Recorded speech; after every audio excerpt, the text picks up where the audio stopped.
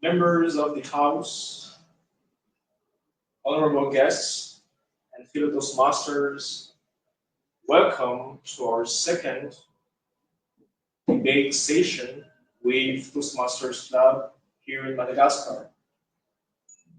Today, we will embark in an engaging journey and a hot debate between two opposed themes. The motion is parents should be held accountable for their child's crime. This is a relevant topic for all of us here, and we will engage in this topic with here in the proposition team who will support the motion, and on the opposition who will refute the motion. We have the opposition team.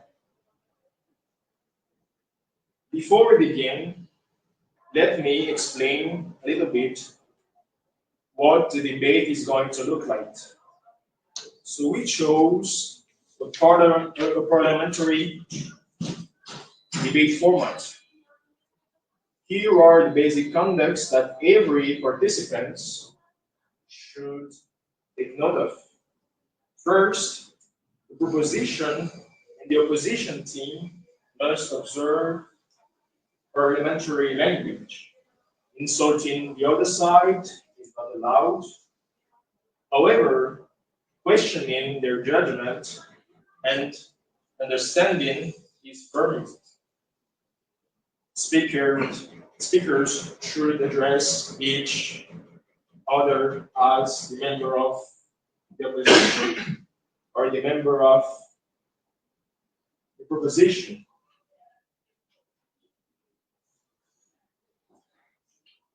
During each speaker's speech, whether it's from the opposition or the proposition,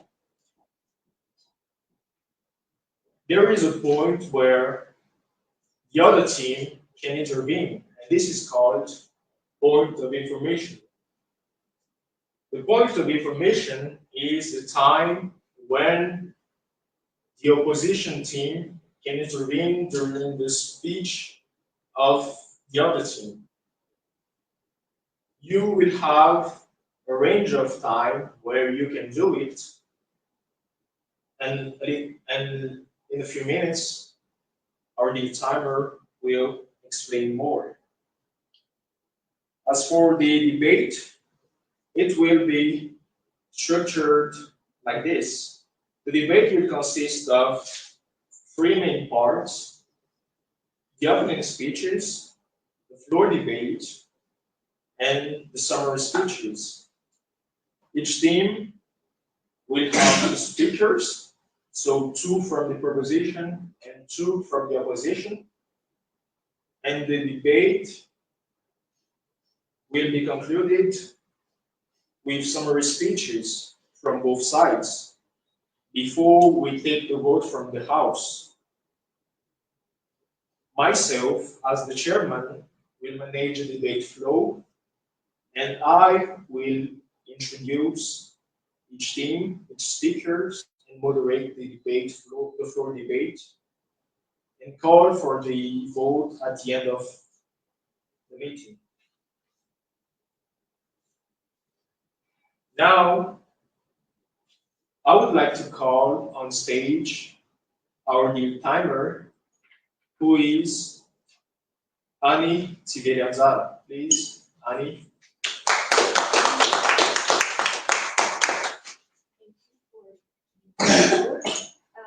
My role as a timer is to help the debaters to know about the allotted time for each part of the debate. So, for the first part, the opening debate, debaters will have 5 minutes. So, I will bring this twice like this to inform that it is the start. And in between the 5 minutes, points of informations are offered. So at 1 minute, point of information is offered. So I ring the bell once. And at 4 minutes, point of information should stop. And I ring it once. And at 5 minutes to inform the debaters that the time is running.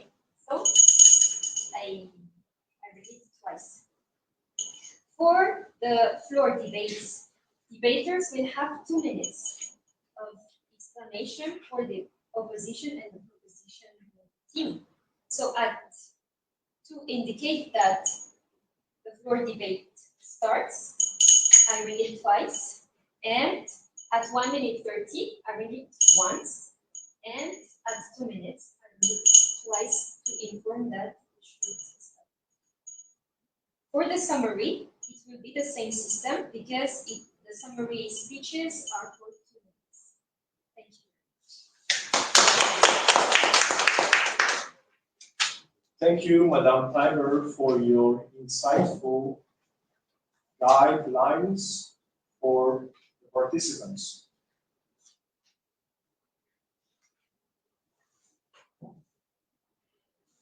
Now, let me introduce the speakers.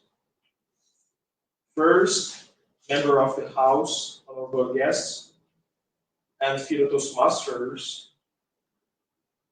On my left, we have the proposition team who will go with the motion. The first member of the proposition team is no other than Toastmasters Patricia Radavidrason, member of TM Toastmasters Club. She is the current area director of Area F6. She has 5 clubs under her belt. She is the immediate past president of TM Toastmasters Club, and she have occupied roles such as treasurer, vice president of public relations, and vice president of membership. Her profession is treasurer and credit controller at Vivo Energy. She has been working there for 20 years. And she is a coach certified from Maxwell Leadership Training. She is married with 2 wonderful boys, mother of 2 boys, 14, and 10. The other member of the proposition team is Toastmaster Karim Meghani. He is actually the president of the first Toastmasters Club of Madagascar. He has over 20 years of diverse experience across several countries: Pakistan, Saudi Arabia, Syria, and here in Madagascar. He have worked in various sectors such as hospitality, revenue management, retail, education, and executive leadership. He is an executive officer at an AKDN affiliated institution since 2013. And he holds a master's degree in marketing and advertising and project management. He has engaged in various trainings in customer service, leadership, human resources, and project management. And last, he is a dedicated community teacher and public speaker. He is active here in Toastmasters and currently serving as as the president of the first Toastmasters Club of Madagascar. Now, moving to the opposition team, we have two honorable gentlemen here on the opposition side. Firstly, let me introduce you to Thierry TSITOARA, Toastmaster Thierry TSITOARA, Toastmaster Thierry TSITOARA,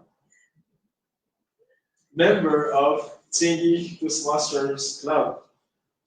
He is a chief information officer and a university lecturer. He is married and the father of two wonderful daughters. And as I said, he is a member of Cindy and also the first Toastmaster Club of Madagascar. And the short notice is that Mr. Thierry TSITOARA is also one of the TSITOARA, sorry, is also among the first Toastmasters, Malagasy Toastmasters. So it is an honor to have him. And last but not least, our honorable guest today is Advocate Toki Ramilison. He is a lawyer and a political consultant. He describes himself as a free thinker, a deconstructionist. He is, as he says, an INFP and a Sigma. And he is a trilingual lawyer and political analyst and advisor. So it's a pleasure to have you here, Advocate Toki Ramilison.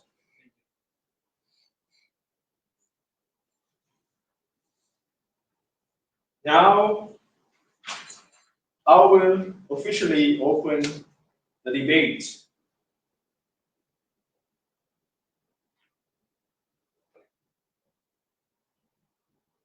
The motion is parents should be held accountable for their child's crime.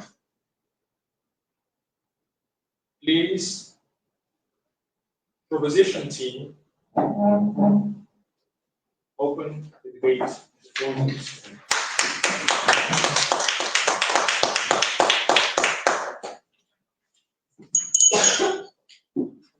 This House believes that parents should be held accountable for their child's crime. Before sharing my point of view, I would like to just take the term of crime. What is crime? Crime is, when you talk about crime, it's a serious violation of law. So the act is said is completely guilty and with malicious intent. After that, let me talk about what we call child. Child is a human being that is under the age of legal majority. And what we call responsible. Someone responsible is that someone that has age of criminal responsibility. When we talk about that, it's someone that is aged 18 years old and more. So there is a saying when we say that she is such a child, it means that she is immature, she is not responsible. So when we think about the motion, when we think about the child, then we should know that we are talking about someone that is not mature enough, that is not responsible of his act. And as I said before, the age of majority is 18 years. I know that in Malagasy law, sometimes we are talking about 13 years old. But even us, when we have 13 years old, we can't have the right to vote. So why we are saying that 13 years old can be responsible? So let's stick to the point that the majority age is 18 years, not the 13 years. And then, what are the characteristics of a child? As you know, they are child. They are children, so they are vulnerable. They are very dependent to their parents. And most of the time, laws are seeking to protect them. And then, and even we have a specific court that we call juvenile court that are protecting them if they don't have the majority age. So why should we, parents, should be held responsible of our child's crime? Because of that, they are vulnerable. They are very dependent to us. But moreover, when we read the civil code, they say that the father and mother, as they exercise parental authority, are jointly and severally liable for damage caused by their minor children living within them. And so we have the reason then. We are responsible for their damage. And we have as well jurisprudence who is basis of the fault of your child. It says that the child has caused damage because of the parents. Why? Because of the parents. Because the parents that have committed either a fault of surveillance or a fault of education, because they didn't pay attention at their children's act and they didn't educate well their children.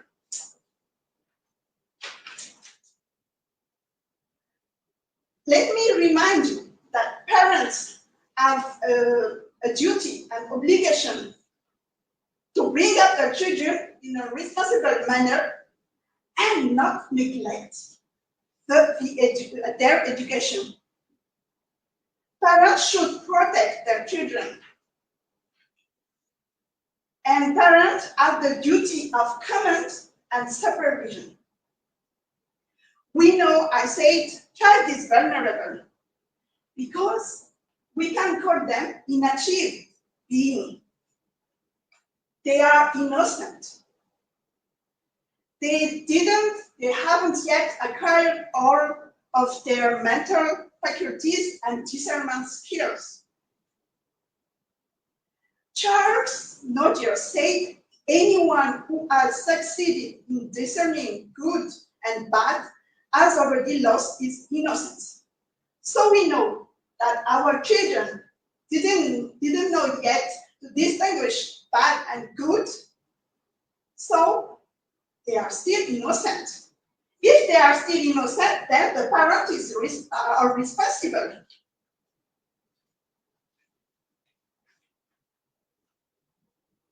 To conclude, I invite the House to vote to that motion. As I said, children are vulnerable. Parents are there to protect them. Parents are there to educate them well. parents are responsible of their child crime. Now, I call the opposition team on stage.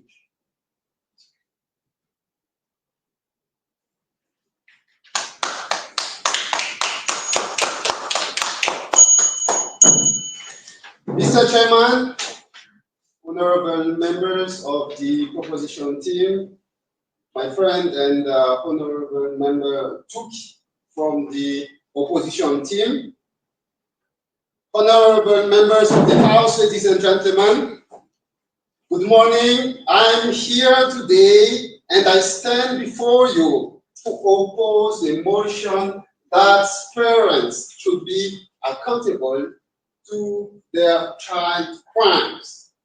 Imagine a hard-working mother, single mother, who is trying his best to make ends meet, and who is trying to educate his son.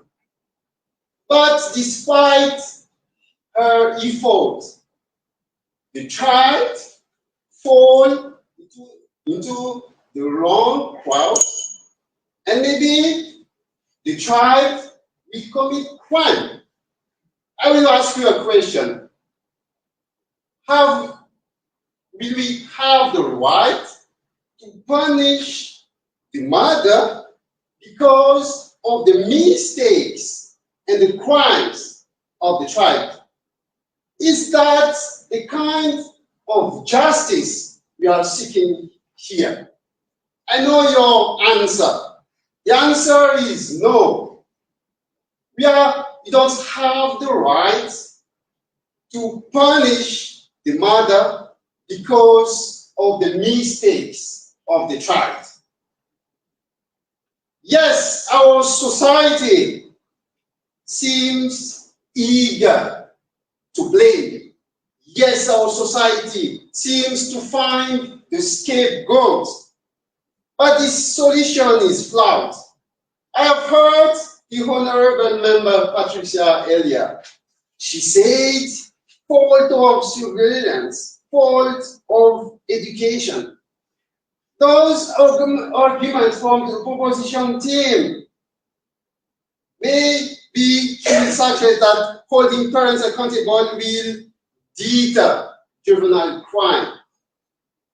Deter means discourage juvenile crime. But the fact is, studies and history tell different story. Let me take you back in the 20th centuries when the United States was facing a very challenging moment dealing with juvenile delinquency. Juvenile delinquency, because at that time there was a rise of mafia phenomenon, and at that time most of the juvenile delinquency was done by mafia children. Back then, many states and many cities proposed many laws regarding this matter, and those laws tried to punish the parents for the children's misdeeds. But the fact is, the result, I will tell you, was not what we attended. Because instead of declining the juvenile crime, the juvenile crime attended its peaks. These laws didn't deter at all young people from crime. Instead, these laws place undue burden on parents, particularly those who had already done their best to raise their children under difficult circumstances, like raising child in a very tough neighborhood. In conclusion, holding parents legally accountable for their child's crime is neither fair nor effective. It places an unjust burden on families, and worse, it ignores the root causes of juvenile delinquency. And today, I think that the proposition team used like a bandage with more deeper wounds. And for that, ladies and gentlemen, in the House, I urge you to vote against the motion. Thank you.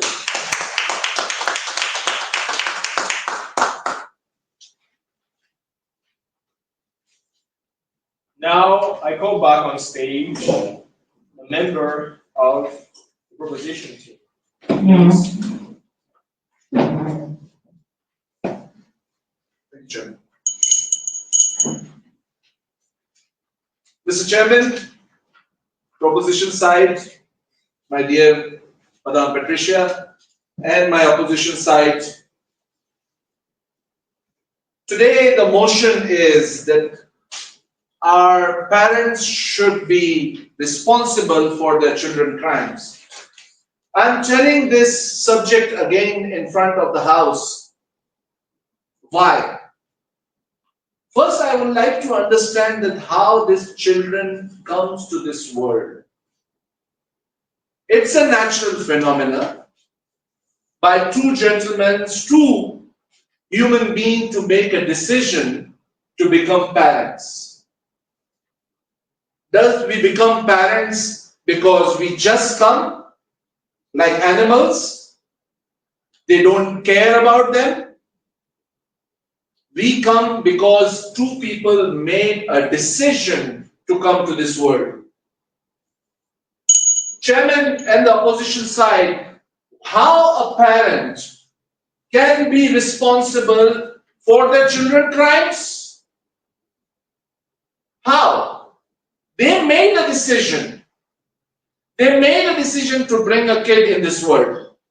Now they made a decision to bring a kid in this world, and they remember when this kid was crawling, was when they were loving this kid, they were raising this kid, they were nurturing this kid. They were telling him also how to live in this world.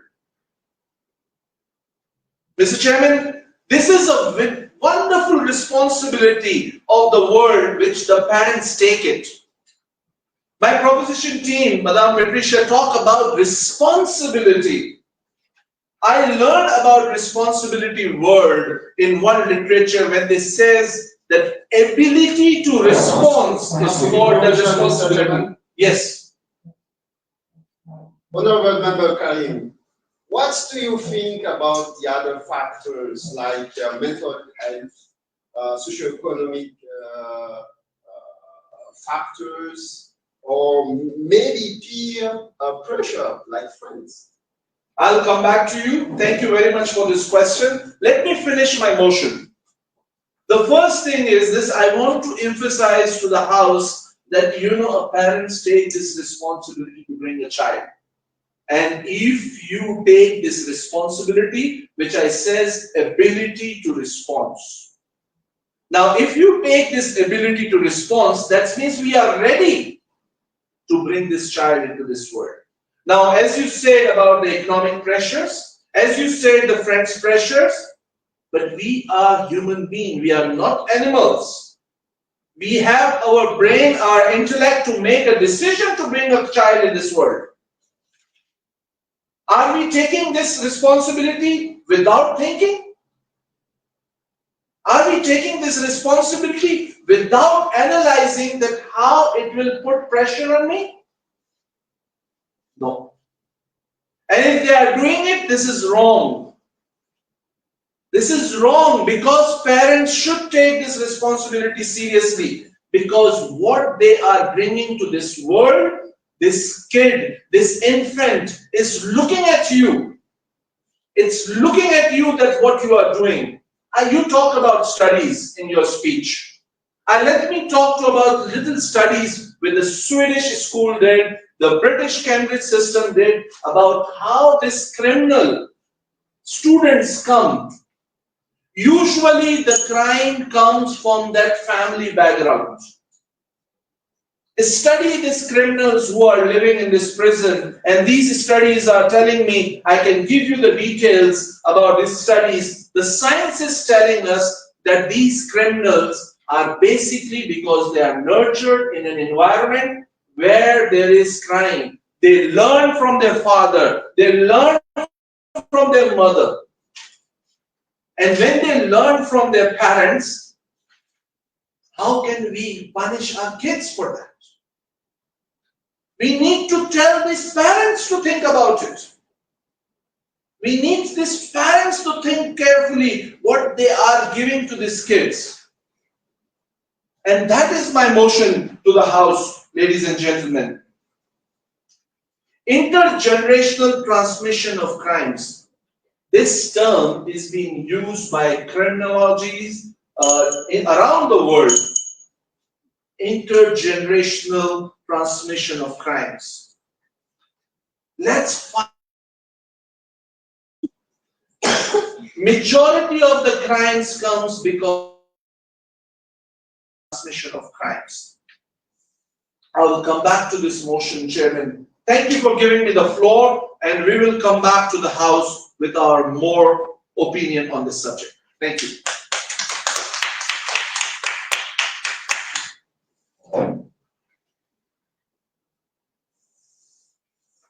Member of the House, now back to the opposition team.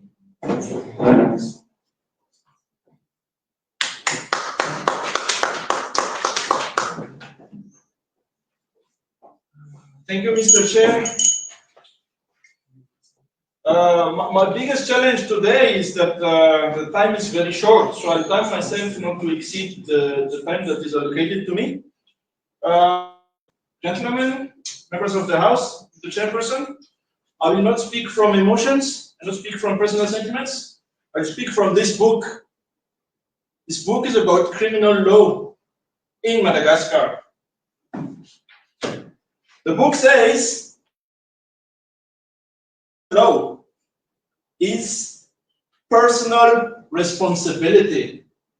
What does it mean? It means only the person who committed the crime shall be punished for that crime.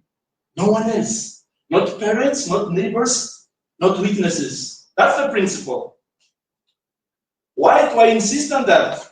My learned colleague, Patricia, mentioned accountable responsibility. If there is no guilty intention from parents, they do not have to be held responsible. It's not just me who says that, it is this book who says that, and this House will also say that. If parents do not participate actively, intentionally to the crime, they must not be held accountable. Yes, the parents' role is to educate their kids. Education and monitoring. It does not mean that they go to prison if the kids commit a crime later on in life. If you send parents to prison for the child's crime, you punish an innocent person. Innocent, not in terms of social studies, not in terms of economic and social pressure, innocent in terms of the law. Sending someone to prison is the only punishment for crime. And sending someone to prison is decided by the law, not by studies, not by emotions, not by journalists, not by politicians. My learned colleague Patricia mentioned civil responsibility. We must not confuse civil responsibility with criminal responsibility. Civil responsibility is if my child hurts another child, I must pay to compensate and for the medical fees of the victim. That is because my child doesn't have money. I do not go to prison because he did it, because criminal responsibility is distinct from civil responsibility. Chairman, you talked about the juvenile court also, yeah? What this book called, talk about juvenile punishments, about this subject, if you have read that about this subject. We get to that immediately.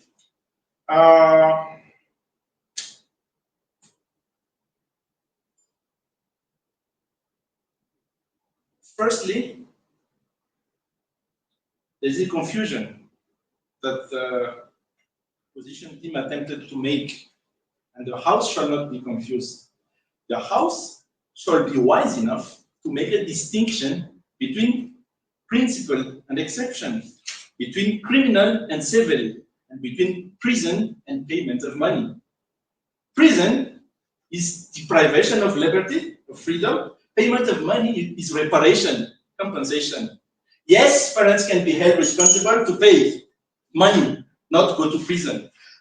Juvenile, between the age of 13 and 18, according to this book, kids can be held responsible for their actions. Below 13, there's no responsibility.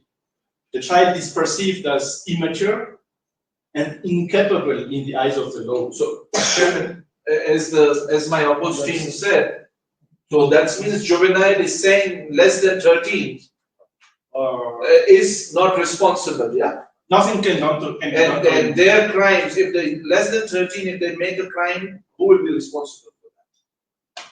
There's only civil responsibility. So, it's just I want to ask the House. Less than 13, the juvenile court says that it is responsibility of whom? Let's the House decide for this course.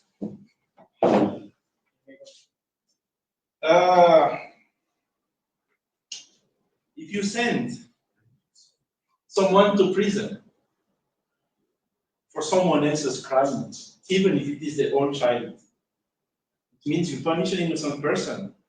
It is unfair, it is inefficient, and it is illegal, which means it is a mistake.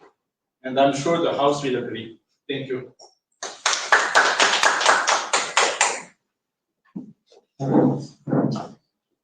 Members of the opposition team, members of the proposition team, members of the House, thank you for this first part of today's debate. Now is the time for the House to ask questions, and we here, members of the opposition and the proposition team, may ask your questions. So please, we are listening to you.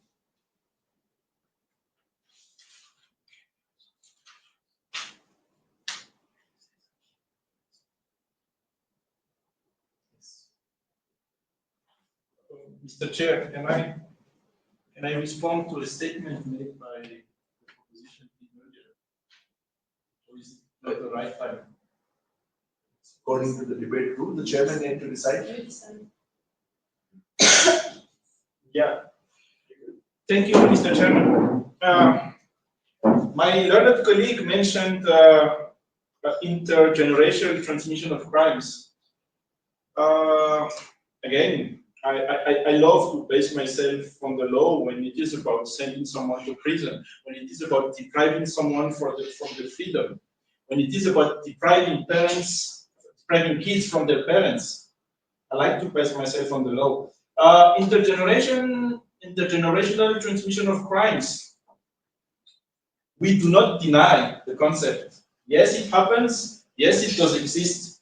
but it cannot be held by this house as a principle.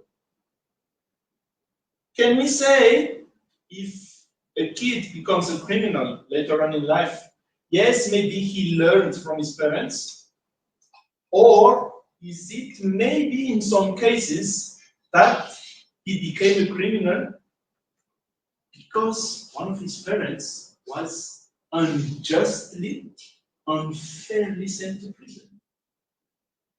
It's a grisly society, he cannot do anything. What he can do is to resort to crime.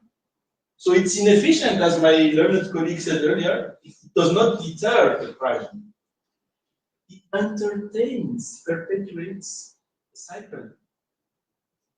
So punishment should not be a principle, it should be an exception when the guilty intention is proven. Thank you, Mr. Chairman. Thank you.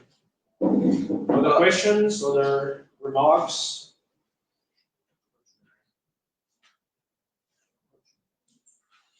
Chairman, if you allow me to respond to my colleague. So what my colleague said about the responsibility of a child that should not be punished. Now, let's the law differs from the different countries to different countries, and you know the law is something is very dynamic. It doesn't stay in the same way. What I found in my learning about law, the juvenile court usually protect the juvenile interests.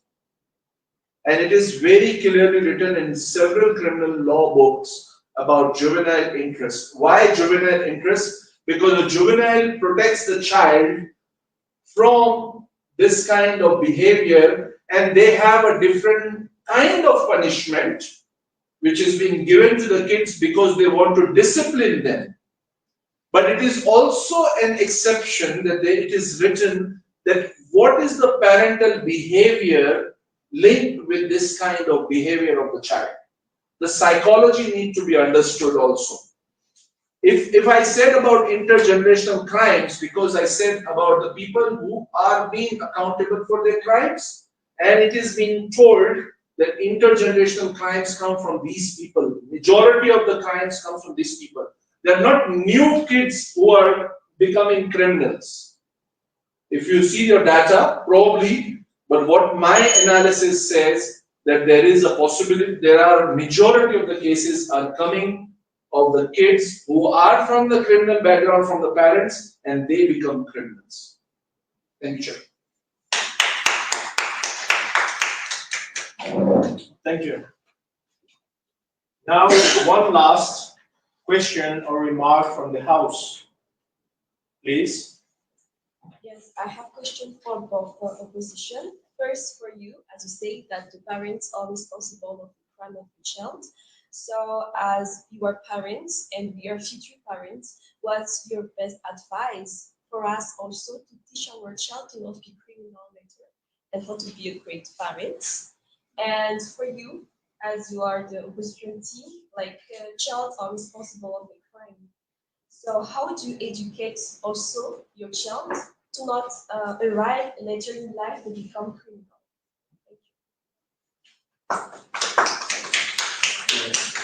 Thank you for your question. All right. About the question, how should we?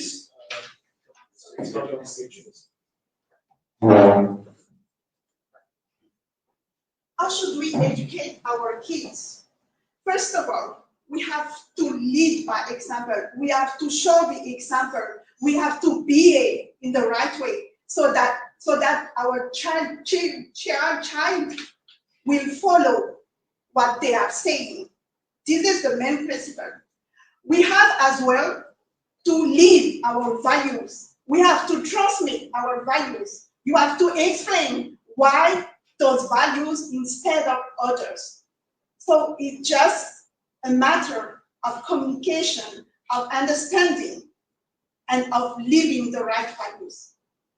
That's all.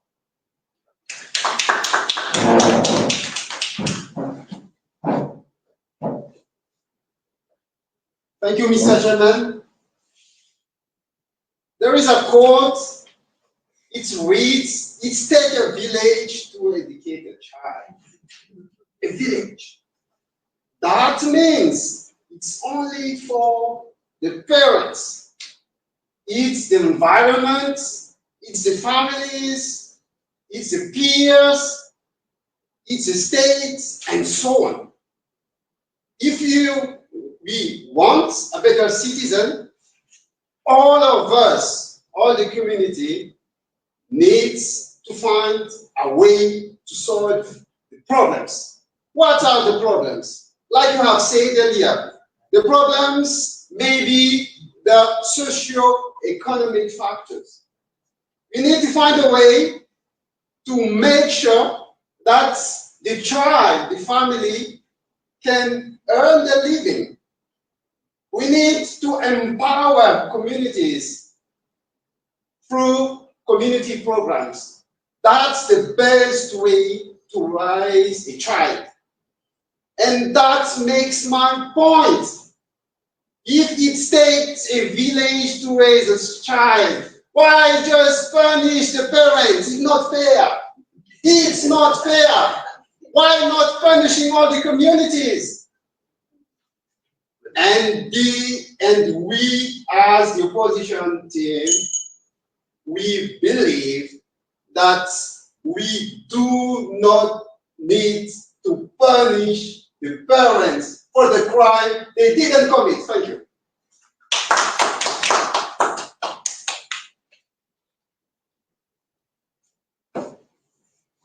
Now, before we move to the summary of what have been mentioned throughout the debate, let me restate the motion.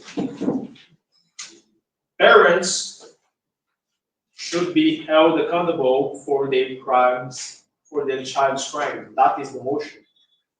Now I call the representative of the proposition team who will summarize their point.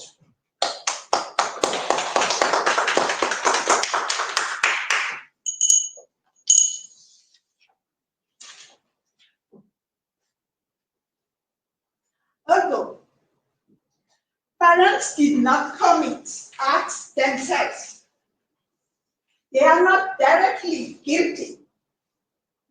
We can't forgive the crimes of minors, but they are responsible of their education. We talk about the age of majority. So, if you want to talk about criminal thing, then the children should be aged above 13 years. So now, as we are talking about child, so under 18 years, no, we didn't talk about prison, about sending the parents to prison. We just say that they should be accountable, responsible of the act of their children. What is to be responsible is to give them a sanction, like you have to educate well your children, you have to go to the psychologist. You say that, how can we punish a single mother? We won't punish her, but we will send her to the psychologist with her son. And you know, most of the time, what will the psychologist will say? It's a lack of a father figure. Yes, it takes a village to educate the kids, but it will take a village as well to how to say that, to educate as well those delinquents. So I urge us to vote to that motion. Parents should be responsible of the acts of their children, not sending them to prison, but help them to take the right decision to educate their children in the best way, to be a good model. Thank you. Now I call the opposition team to summarize the point. Thank you, Mr. Chairman. What we ask from the house is very simple. We need solutions that target the root causes of crime. Or one of them, for once we agree with the proposition team, is improving mental health support or psychological support, addressing socioeconomic factors that push the kids to crime. Let me summarize my point very simply. What we ask from the house is to set a principle, and we'll deal with the exceptions later. Principle is if there is no guilty intention from the parents, they did not encourage the kids or participate in the crime, parents should not be held accountable. That's the principle that we ask this house to endorse. The exceptions, if it can be evidence proven that there is a fault of the parents in terms of education, or if they actively, intentionally encourage the crime, then they can be held accountable and pay reparations, not go to prison. Thank you. Thank you, Mr. Chairperson. Thank you, member of the opposition team. Thank you, members of the proposition team. Now, we are near the end of our session today. That was a wrap-up, a summary of every point that we heard today. Let us dedicate a few minutes for the House to vote, and we will get back to you very soon.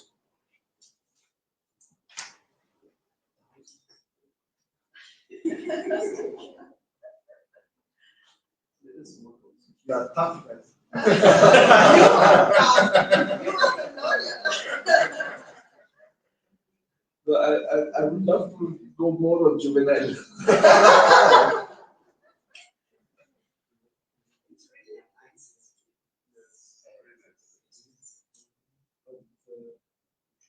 There should be at least 5. That is according to the book. No, there should be an odd number. I think the marketing was not that properly. But anyways, let's see that how many people watch it online, and if they can give comments to us. I think Pasu is watching online. So we have an audience from US.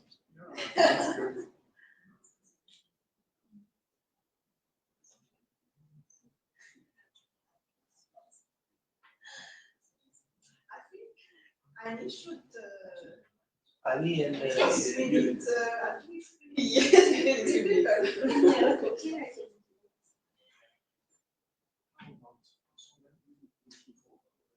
No, because we don't have the paper. They can share their feedback if there's somebody. It's right now going live.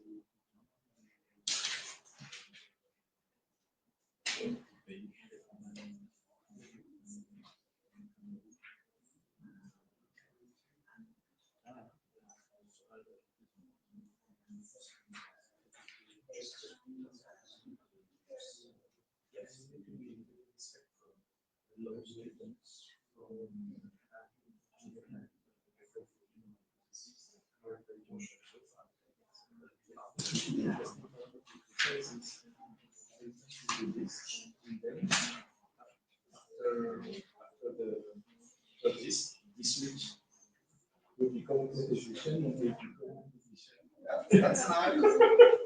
But it doesn't have to be against them. Then we will become a competition against them. So that we want to use the same against them.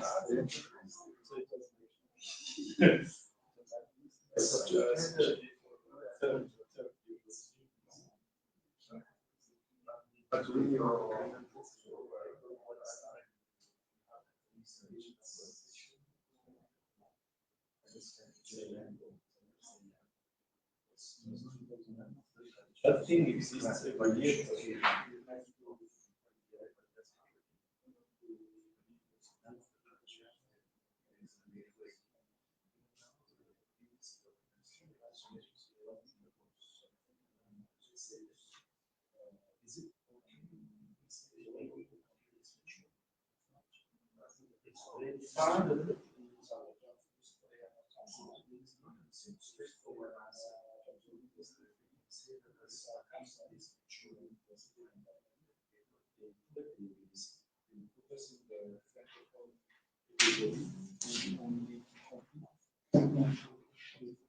At least that the first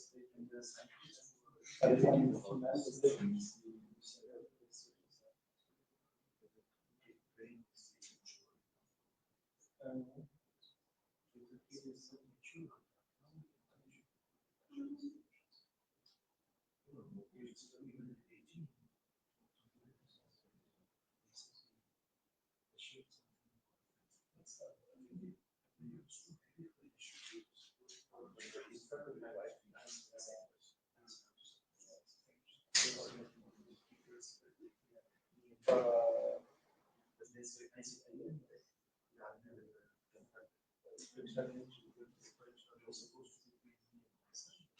Member of the House, member of the proposition team and the opposition team, honorable guests.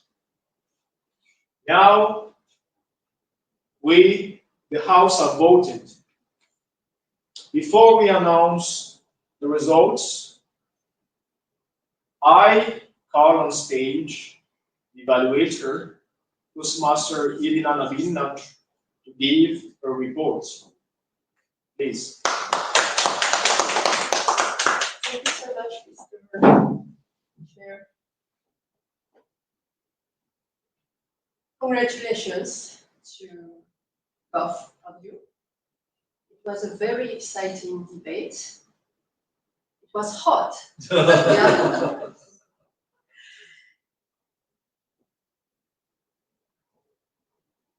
I will divide my evaluation in 3 parts. First, regarding the substance, your ability in reasoning. You are both great. I've noticed that some of the reasoning were based on emotion, more emotion from the proposition team, based also on experience, but also from research.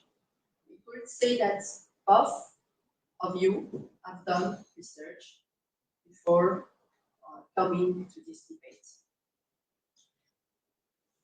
There was also reasoning based from laws, because you have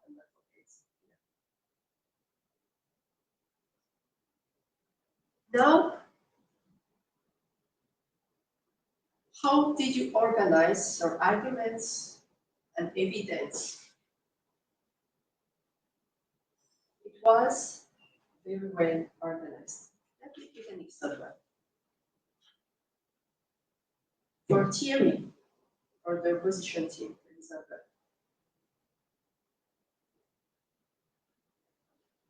at the beginning, you already gave an example of what if the parent is a single mother.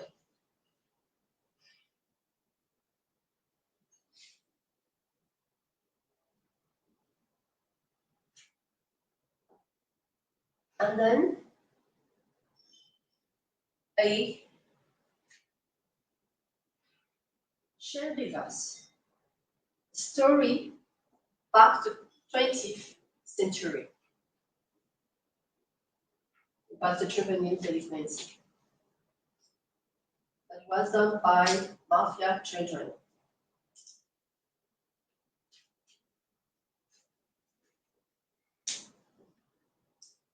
It showed how he organized his arguments. Same for you, opposition team.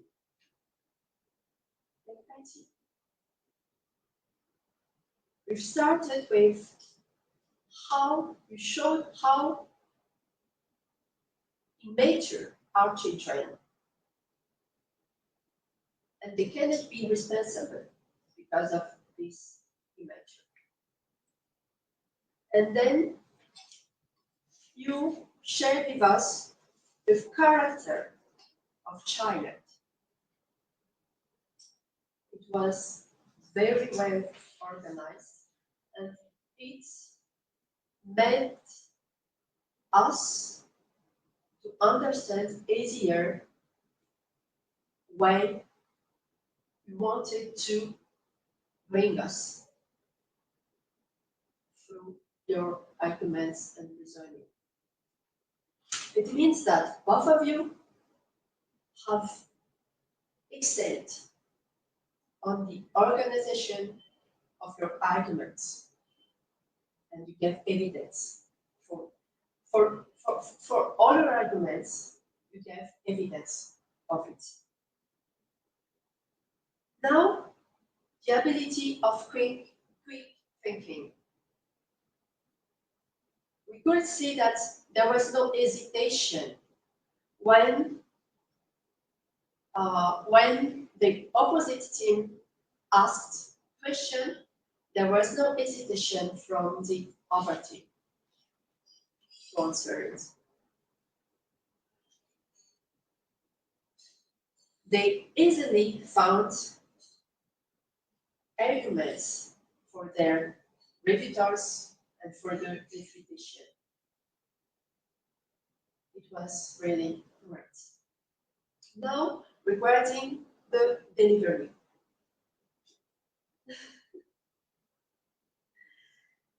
Yeah, there was a little hesitation from both sides. Yeah, but despite of that, we could see the self-confidence that they had delivering their speeches. About the eye contact, both of them mastered it. I think you agree with me. About the body gesture, it was workers' gesture, and it was great.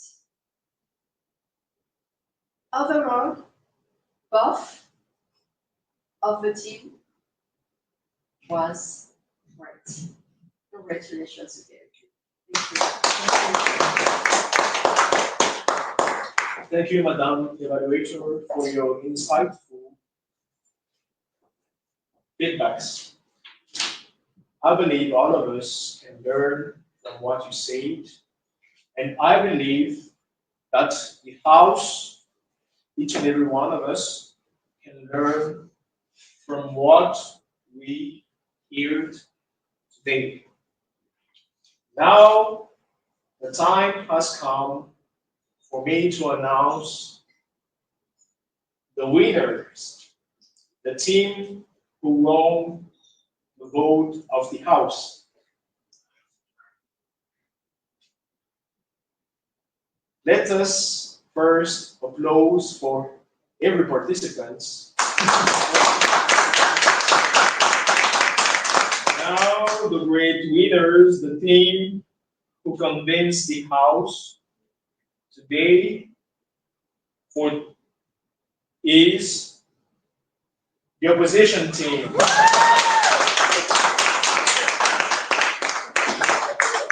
Congratulations, opposition team. Opposition team, thank you. I thought it was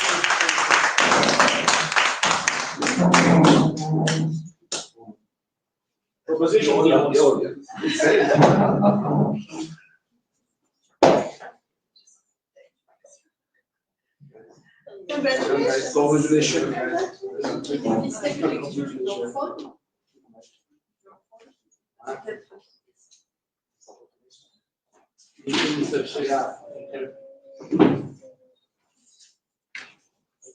Congratulations.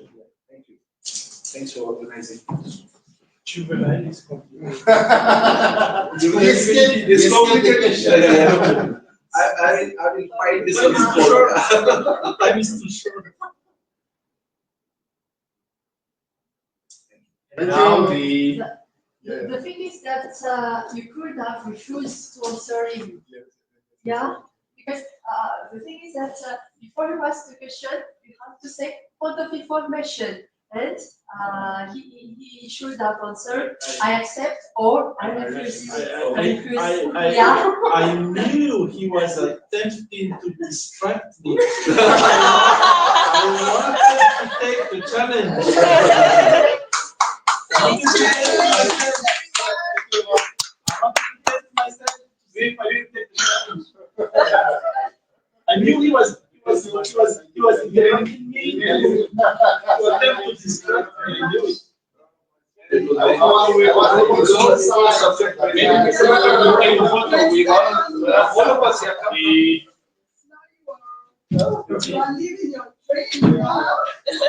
Should we start now? Yeah.